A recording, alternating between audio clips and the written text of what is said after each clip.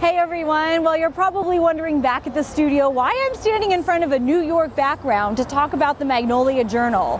Well, there is a good reason for it and we'll get to that in a minute, but first, take a look at this cover. The spring edition of the Magnolia Journal is here, and it features Joanna on the cover, of course. This time she is standing in the rain in the middle of a street in New York City, about as far from Texas as you can get. Authenticity is the theme for this edition, and Joanna really sums up the heart of the issue right on the cover. The world needs who you were made to be. Say that 3 times fast. Now, if you watched the show, you know we have sent cameras down to Waco to interview Joe. And we have caught up with the Gaines during their book tours, and they really are about as authentic, as nice of a couple in person as you would imagine. And as Joanna told us in one of those interviews, the Magnolia Journal is all about authenticity. I never want this to feel like we have a lot of information and we're crowding it in there. There's a reason why I want this to be quarterly. I want to be able to spend a good amount of time putting information that we feel like is really important for that season in there. We never want this to feel like something that we're just cranking out. And if we ever get to that point, then we forgot about the goal. And one goal of this issue is to fill you in on Joanna's guide to New York City. You may not know this, but back when she was in college, she took a big chance on a great opportunity and moved to the Big Apple. When I moved here to New York, I was a homebody, again, risk averse, moved to New York, have an internship with CBS. Safe. Very safe. My dad had given me this tiny little Bible and he wrote in it.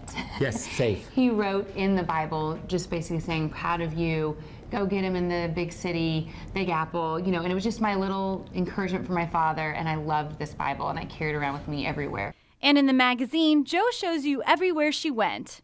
Okay, well not everywhere, but she does share her favorite hangouts and hideaways, so you're going to want to check that out. And talk about being authentic. Wait until you read her column. The letter from Jo is a very introspective look at how her Instagram has changed since she became wildly famous. She gets very real about being authentic with her fans and how she strikes a healthy balance.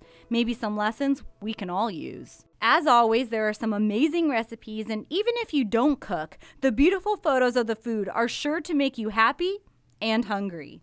Jo jumps into some innovative ideas for breakfast and some scrumptious quick breads that you can whip up in about an hour. Don't forget about Chip. He has a great column that really cuts to the heart of what he is all about, how he's a t-shirt and jeans kind of guy, and how it all ties back to his roots and his willingness to take chances, something he wishes more people would try. I think most people do the 9-to-5 thing out of fear of failure, and I think that if the world had everybody out creating the music they should be creating, starting the businesses that they should be starting, writing the books that they should be writing, I think the world would be a better place for it.